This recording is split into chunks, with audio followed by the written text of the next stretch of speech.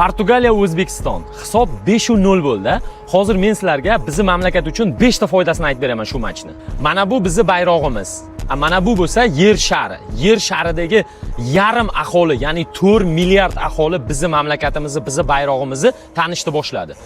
Ikkinchisi, komandamizda 11 ta yigitlar bor, to'g'rimi? O'sha yigitlarni Yevropadagi eng zo'r mutaxassislar, ya'ni dehqonlari, futbolni dehqonlari futbolni ko'radida, razbor qilib, matchni ko'radida, o'sha bolalarni Yevropa klublariga taklif qilishni boshlaydi.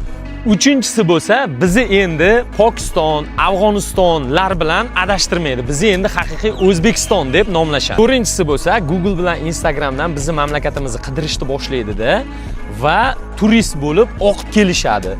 Oqib kelgandan keyin nima bo'ladi?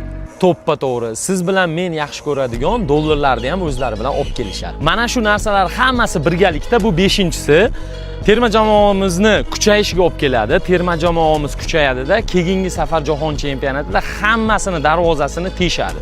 Mana shu meni 5 ta tahlilim sizga yoqqan bo'lsa, O'zbekistonni qo'llab-quvvatlab qo'ying.